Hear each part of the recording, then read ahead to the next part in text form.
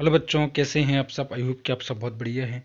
आज हम करने वाले हैं आंतरिक मूल्यांकन अभ्यास प्रश्न पत्र कक्षा 7 का सामाजिक विज्ञान का।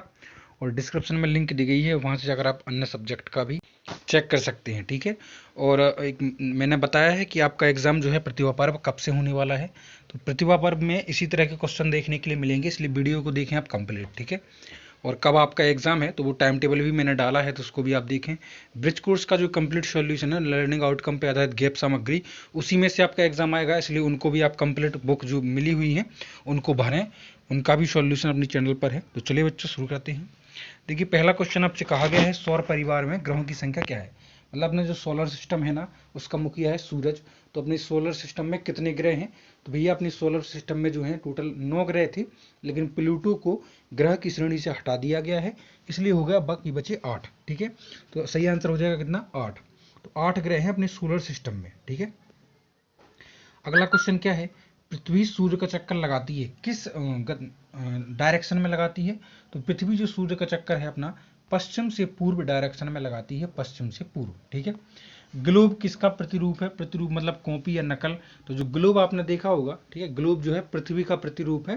पृथ्वी पर हमें कोई भी स्थान की स्थिति का पता करने के लिए ग्लोब का उपयोग करते हैं हम, ठीक है। ग्लोब पर काल्पनिक रेखाएं भी होती हैं जो अक्षांश और देशांतर रेखाएं कहलाती हैं। अगला है, पृथ्वी अपने अक्ष पर कितने अंश झुकी होती है। तो बच्चों पृथ्वी जो है अपने अक्ष पर 23.5 डिग्री अंश जो है झुकी रहती है, 23.5 यानी 23.5 अंश, ठीक है। अगला क्वेश्चन क्या है, देखिए, सम्राट अशोक किस वंश का शासक था। तो सम्राट अशोक, ये तो नॉर्मल क्वेश्चन है, आपको आता ही होगा कि सम्राट अशोक जो है वो मौर्य वंश के शासक थे। कौन से, मौर्य वंश के, ठीक है। अगला क्वेश्चन है, संपूर्ण देश के लिए कानून कौन सी सरकार बना सकती है। अब देखो बच्चों, संपूर्ण देश की बात आ गई ना, कोई राज्य, गांव या किसी भी नगर की तो बात है नहीं है। तो संपूर्ण देश पर किसका अधिकार होता है, केंद्र सरकार का। सेंट्रल गवर्नमेंट जो होती है वो कोई भी योजना जो है पूरे देश के हित में बनाती है। राज्य सरकार अपने राज्य के हित के लिए काम करती है, लेकिन जो सेंट्रल गवर्नमेंट है कोई भी योजना हो उससे पूरे देश को फायदा पहुंचता है, लाभ पहुंचता है, ठीक है। तो केंद्र सरकार सही आंसर हो जाएगा। अगला है, ग्राम पंचायत का गठन कितने साल के लिए होता है। तो ग्राम पंचायत का जो गठन है, आप देखते हैं कि आप अपने गांव में अगर कोई प्रधान है तो ग्राम पंचायत में जो प्रधान होता है वो 5 साल के लिए निर्वाचित होते हैं। तो सही आंसर हो जाएगा 5 साल, ठीक है। अगला क्वेश्चन है, नगरीय संस्थाओं के वार्डों से चुने हुए सदस्य को क्या कहते हैं।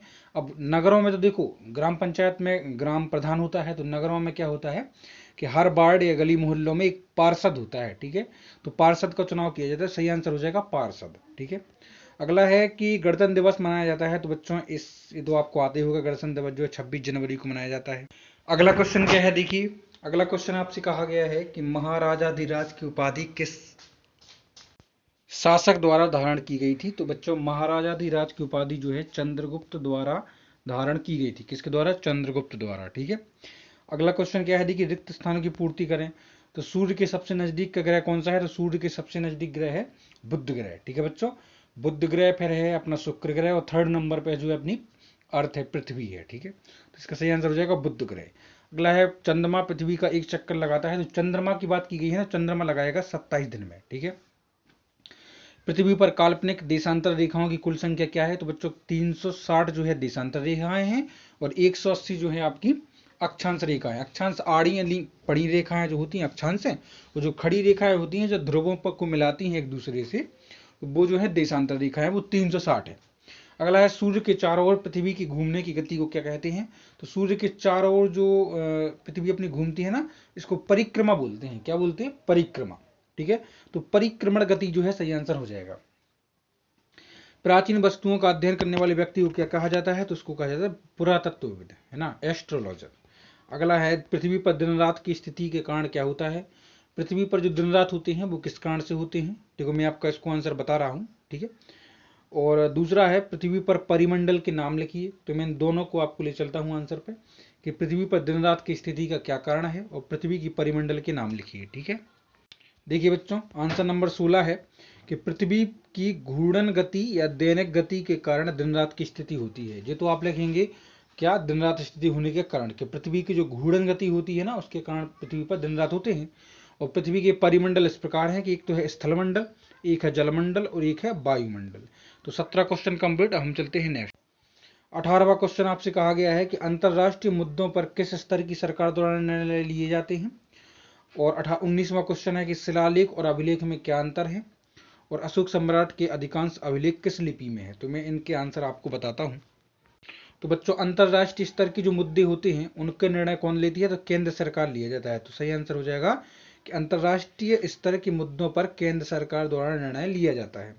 अब आपसे कहा गया है कि अभिलेख और शिलालेख में क्या अंतर है। तो मैं बताऊं, पत्थरों पर खोद कर लिखी गई बातों को बोलते हैं शिलालेख, क्योंकि शिला मतलब होता है चट्टान या पत्थर, ठीक है। और अभिलेख मतलब कागज पर लिखी बातों को बोलते हैं अभिलेख, ठीक है।